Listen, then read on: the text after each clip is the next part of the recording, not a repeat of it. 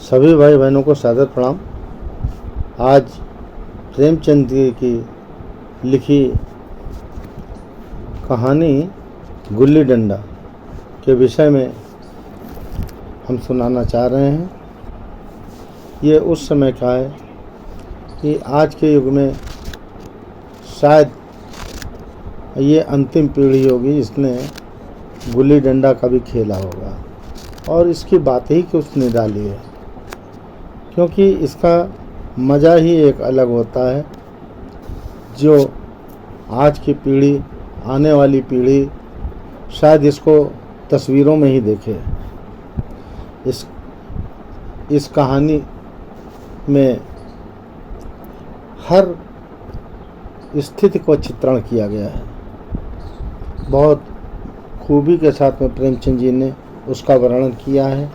आइए हम इसे सुनते हैं कि हमारे अंग्रेजी दोस्त माने या ना माने, मैं तो यही कहूँगा कि गुल्ली डंडा सब खेलों का राजा है। अब भी कभी लड़कों को गुल्ली डंडा खेलते देखता हूँ तो जी लोटपोट हो जाता है कि इसके साथ जाकर खेलने ही लगूँ। ना लान की ज़रूरत, ना कोर्ट की, ना नेट की, ना थापी की। मज़े से किसी पेड़ से एक टहनी काट ली, गुल्ली बना ली और 2 आदमी भी आ गए, खेल शुरू हो गया। बिलायती खेलों में सबसे बड़ा ऐब यह है कि उससे सामान जो है वो बड़े महंगे होते हैं। जब तक कम से कम 1 सैकड़ा ना खर्च कीजिए, खिलाड़ियों में शुमार ही नहीं हो सकता।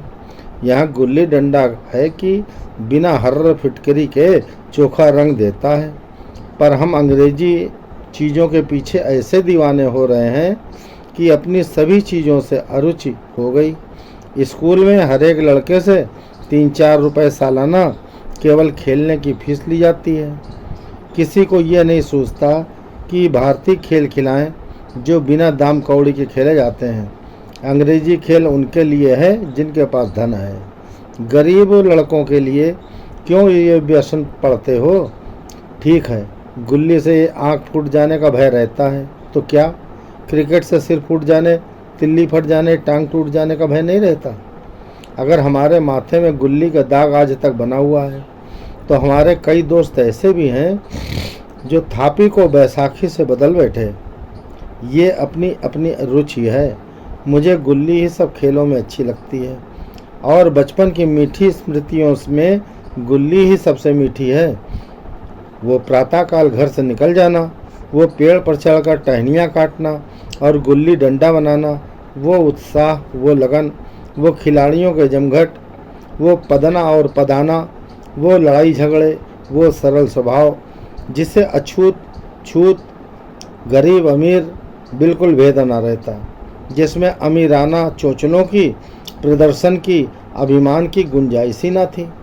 ये उसी वक्त भूलेगा जब जब घर वाले बिगड़ रहे हैं, पिताजी चौके पर बैठे वेग से रोटियों पर अपना क्रोध उतार रहे हैं, अम्मा की दौड़ केवल द्वार तक है, लेकिन उनकी विचारधारा में मेरा अंधकारमय भविष्य टूटी हुई नौका की तरह डगमगा रहा है। और मैं हूँ कि पदाने में मस्त हूँ, न नहाने के सुधी न खाने की। गुल्ली है तो जरा सी, पर उसमें दुनिया भर की मिठाइयों की मिठास और तमाशों का आनंद भरा हुआ है। मेरे हमजोलियों में एक लड़का गया नाम का था। मुझसे 2-3 साल बड़ा होगा, दुबला लंबा और बंदरों की सी लंबी लंबी पतली पतली उंगलियां, बंदरों की सी चपलता और झल्लाहट भी थी। गुल्ली कैसी भी हो, उस पर इस तरह लपकता था जैसे छिपकली कीड़ों पर लपकती है। मालूम नहीं उसके माँ बाप थे या नहीं, कहाँ रहता था, क्या खाता था, पर था हमारे गुल्ली क्लब का चैंपियन। जिसकी तरफ वो आ जाए उसकी जीत निश्चित थी। हम सब उसे दूर से आते देख उसका दौड़कर स्वागत करते थे। एक दिन मैं और गया 2 ही खेल रहे थे और कोई नहीं था। अब हुआ यह कि वो पदा रहा था, मैं पद रहा था, मगर कुछ विचित्र बात है कि पदाने में हम दिन भर मस्त रहते थे। पदना 1 मिनट का भी अखरता है। मैंने गला छुड़ाने के लिए सब चालें चली जो ऐसे अवसर पर शास्त्र विहित न होने पर भी क्षम्य है। लेकिन गया जो है अपना दांव लिए बगैर मेरा पिंड न छोड़ता था। मैं घर की ओर भागा, अनुनय विनय का कोई कसर न हुआ। गया ने मुझे दौड़कर पकड़ लिया और डंडा तानकर बोला, मेरा दांव देकर जाओ। पद आया तो बड़े बहादुर बन के पदने के बेर क्यों भागे जाते हो? मैंने कहा, तुम दिन भर पदाओ तो मैं दिन भर पदता रहूँगा। हाँ हाँ, तुम्हें दिन भर पदना पड़ेगा। न खाने जाऊँ न पीने जाऊँ। हाँ, मेरा दांव दिए बिना कहीं नहीं जा सकते हो। मैं तुम्हारा गुलाम हूँ क्या? हाँ, मेरे गुलाम हो। मैं घर जाता हूँ, देखो मेरा क्या कर लेते हो। घर कैसे जाओगे? कोई दिल लगी है? दांव दिया है, दांव लेंगे। अच्छा, कल मैंने अमरूद खिलाया था, वो लौटा दो। वो तो पेट में चला गया। निकालो पेट से। तुमने क्यों खाया मेरा अमरूद? अमरूद तुमने दिया तो मैंने खा लिया। मैं तुमसे मांगने न गया था। अब तक मेरा अमरूद न दोगे तो मैं दांव न दूंगा। मैं समझता था कि न्याय मेरी ओर है। आखिर मैंने किसी स्वार्थ से ही उसे अमरूद खिलाया होगा। कौन निस्वार्थ किसी के साथ सलूक करता है? भिक्षा तक तो स्वार्थ के लिए ही देते हैं। जब गया ने अमरूद खाया तो फिर उसे मुझसे दांव लेने का क्या अधिकार? रिश्वत देकर तो लोग खून तक पचा जाते हैं। ये हमारा अमरूद यूं ही हजम कर जाएगा। अमरूद पैसे के 5 वाले थे, जो गया के बाप को भी नसीब न होंगे। सरासर अन्याय था, लेकिन क्या करूं, मजबूरी थी। गया ने मुझे अपनी ओर खींचते हुए कहा, मेरा दांव देकर जाओ। अमरूद समरूद मैं नहीं जानता। मुझे न्याय का बल था, वो अन्याय पर डटा हुआ था। मैं हाथ छुड़ाकर भागना चाहता था, पर वो मुझे जाने न देता। मैंने उसे गाली दी, उसने उससे कड़ी गाली दी, और गाली ही नहीं, एक चांटा भी जमा दिया। मैंने उसे दांत काट लिया तो उसने मेरी पीठ पर डंडा जमा दिया। मैं रोने लग गया। गया मेरे इस अस्त्र का मुकाबला न कर सका। भागा। मैंने तुरंत आंसू पोंछ डाले, डंडे की चोट भूल गया और हंसता हुआ घर जा पहुंचा। मैं थानेदार का लड़का एक नीच जात के लौंडे के हाथों पिट गया। वो मुझे उस समय भी अपमानजनक मालूम हुआ, लेकिन घर में किसी से शिकायत न की। उन्हीं दिनों पिताजी का वहाँ से तबादला हो गया। नई दुनिया देखने की खुशी में मैं ऐसा फूला कि अपने हमजोलियों से बिछुड़ जाने का बिल्कुल दुख न हुआ। पिताजी दुखी थे। वो बड़ी आमदनी की जगह थी। अम्मा जी भी दुखी थी। यहाँ सब चीज़ सस्ती थी और मोहल्ले की स्त्रियों से घराव सा हो गया था, लेकिन मारे खुशी फूला न समाता था। लड़कों से जीट उड़ा रहा था, ताने कस रहा था कि वहाँ ऐसे घर थोड़ी ही होते हैं, ऐसे ऐसे ऊंचे घर हैं कि आसमान से बातें करते हैं। वहाँ के अंग्रेजी स्कूल में कोई मास्टर लड़कों को पीटे तो उसे जेल हो जाती है। मेरे मित्रों की फैली हुई आंखें और चकित मुद्रा बतला रही थी कि मैं उनकी निगाह में कितना ऊंचा उठ गया हूँ। बच्चों में मिथ्या को सत्य बना लेने की वो शक्ति है जिसे हम जो सत्य को मिथ्या बना लेते हैं, क्या समझेंगे? उन बेचारों को मुझसे कितनी स्पर्धा हो रही थी। मानो कह रहे थे, तुम भगवान हो भाई, जाओ, हमें तो इसी उजड़ गरम में जीना भी है और मरना भी। इस तरह 20 साल गुजर गए। मैंने इंजीनियरिंग पास की और उसी जिले का दौरा करता हुआ उसी कस्बे में पहुंचा और डाक बंगले में ठहरा। उस स्थान को देखते ही इतनी मधुर बाल स्मृतियां हृदय में जाग उठी कि मैंने छड़ी उठाई और कस्बे की सैर करने निकला। आंखें किसी प्यासे पथिक की भांति बचपन के उन क्रीड़ा स्थलों को देखने के लिए व्याकुल होने लगी, पर उस परिचित नाम के सिवा वहाँ कुछ परिचित न था। जहाँ खंडहर था वहाँ पक्के मकान खड़े हो गए थे। जहाँ बरगद का पुराना पेड़ था वहाँ अब एक सुंदर बगीचा था। स्थान की काया पलट ही हो गई थी। अगर उसके नाम और स्थिति का ज्ञान न होता तो मैं इसे पहचान भी ना सकता था। बचपन की संचित और अमर स्मृतियाँ बाहें खोले अपने उन पुराने मित्रों से गले मिलने के लिए अधीर हो रही थीं, मगर वो दुनिया बदल गई थी। ऐसा जी होता है कि उस धरती से लिपटकर रोऊं और कहूँ तो मुझे भूल गई? मैं तो अब भी तुम्हारा वही रूप देखना चाहता हूँ। सहसा एक खुली हुई जगह में मैंने 2-3 लड़कों को गुल्ली डंडा खेलते देखा। एक क्षण के लिए मैं अपने को बिल्कुल भूल गया कि मैं एक ऊंचा अफसर हूँ। साहबी ठाठ में, रौब और अधिकार के आवरण में जाकर एक लड़के से पूछा, क्यों बेटे, यहाँ कोई गया नाम का आदमी रहता है? एक लड़के ने गुल्ली डंडा समेटकर सहमे हुए स्वर में कहा, कौन गया? गया चमार। मैंने यूं ही कहा, हाँ, वही।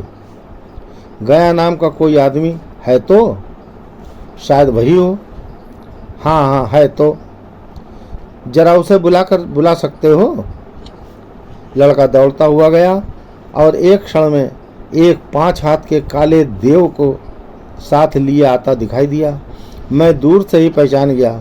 उसकी ओर लपकना चाहता था, उसके गले लिपट जाऊं, पर कुछ सोच समझकर रह गया।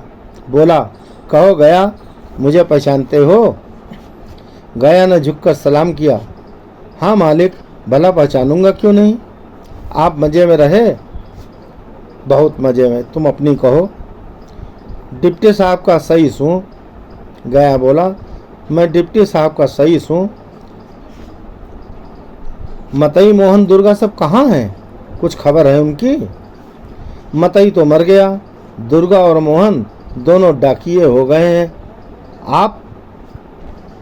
मैं तो जिले का इंजीनियर हूँ। सरकार तो पहले बड़े ही जहीन थे, अब कभी गुल्ली डंडा खेलते हो? गया ने मेरी ओर प्रश्न की आंखों से देखा। अब गुल्ली डंडा क्या खेलूंगा सरकार, अब तो धंधे से छुट्टी ही नहीं मिलती। आओ आज हम तुम खेलें। तुम पदाना, हम पदेंगे। तुम्हारा एक दांव हमारे ऊपर आज भी है, वो आज ले लो। गया बड़ी मुश्किल से राजी हुआ। वो ठहरा टके का मजदूर, मैं एक बड़ा अफसर, हमारा और उसका क्या जोड़। बेचारा झेप रहा था, लेकिन मुझे भी कुछ कम झेप न थी।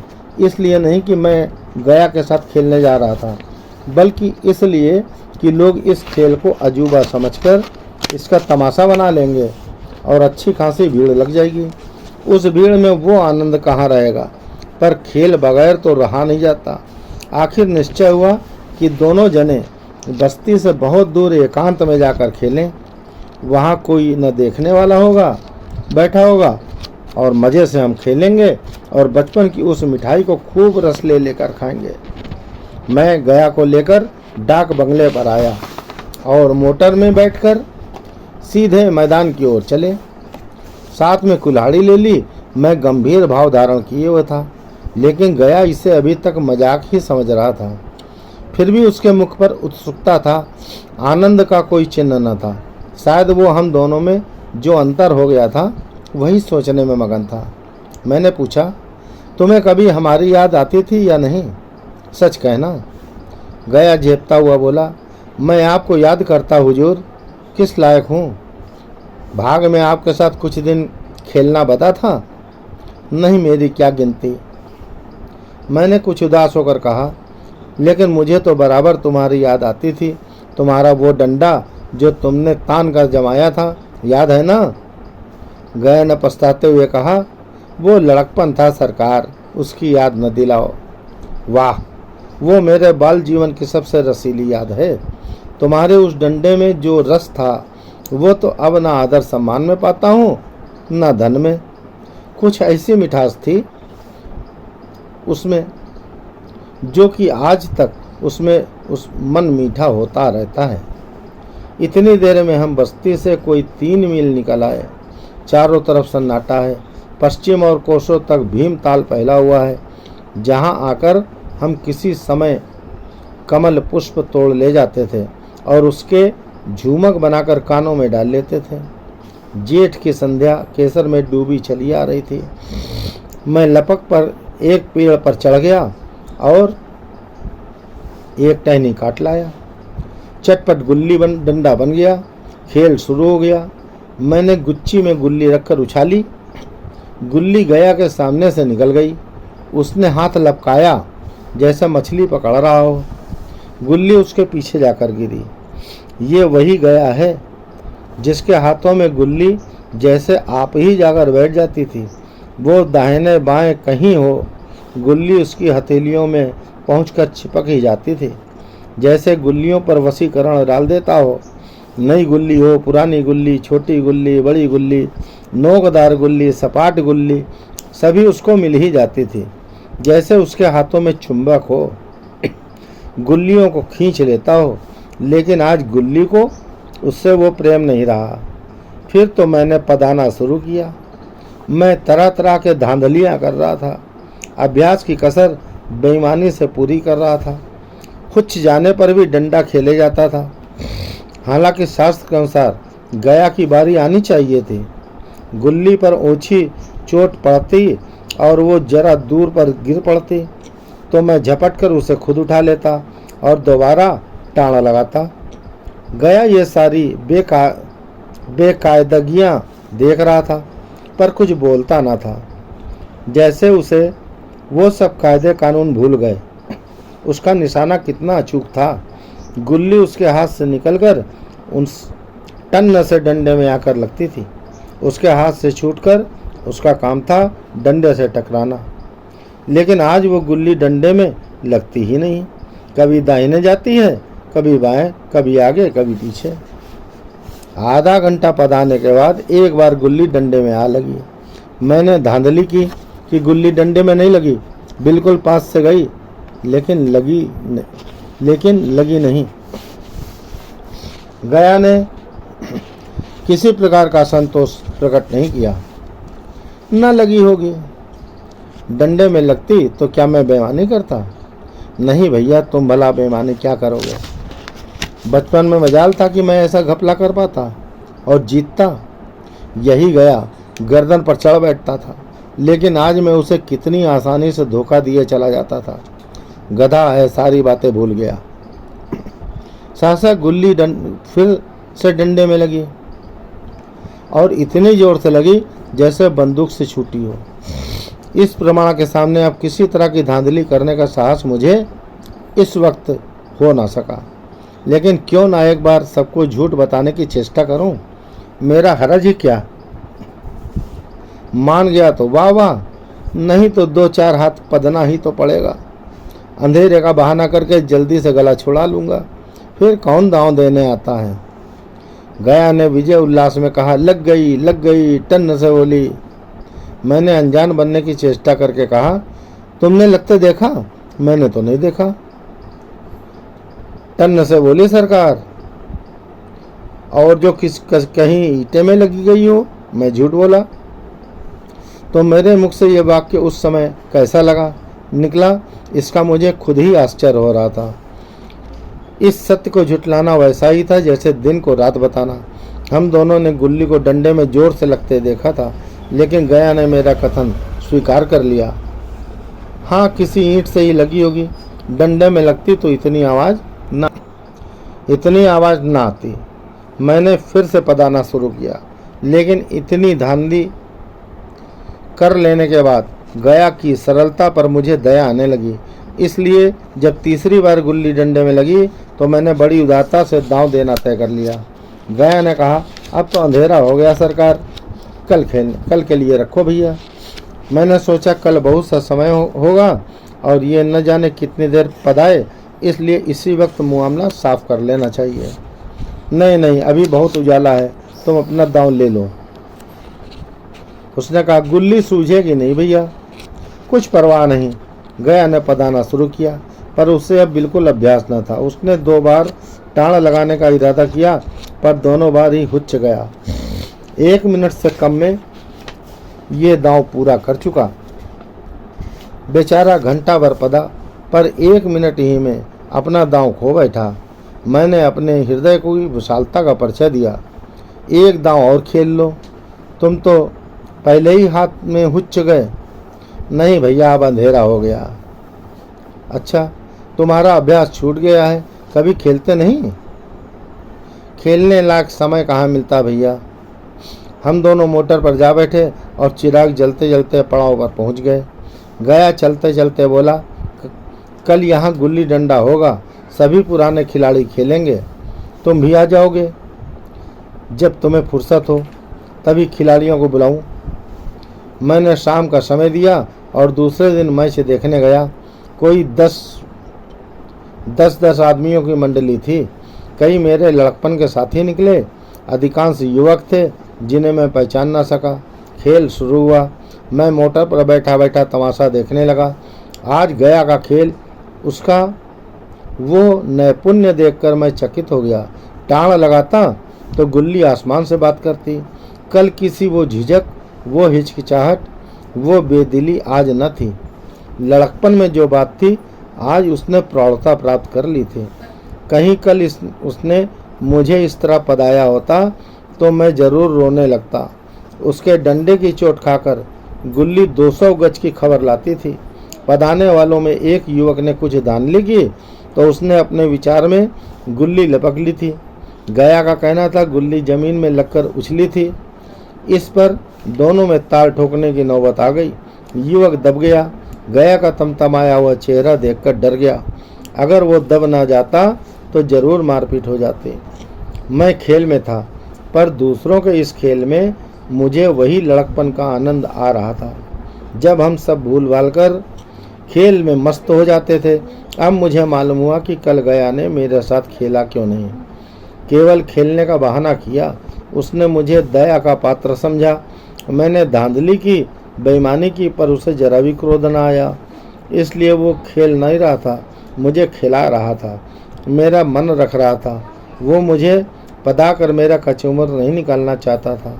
मैं अब अफसर हूँ ना, वो अफसरी मेरे और उसके बीच में दीवार बन गई है। मैं अब उसका लिहाज पा सकता हूँ, अदब पा सकता हूँ, लेकिन साहचर नहीं पा सकता। लड़कपन था तब मैं उसका समकक्ष था, हमसे कोई भेद न था। वो पद पाकर अब मैं केवल उसकी दया के योग्य हूँ। वो मुझे अपना जोड़ नहीं समझता। वो बड़ा हो गया, मैं छोटा हो गया। धन्यवाद। अगर ये कहानी आपको अच्छी लगी हो तो कृपया हमारे चैनल को सब्सक्राइब जरूर करें और कमेंट्स अवश्य दें कि आपको यह कहानी कैसी लगी।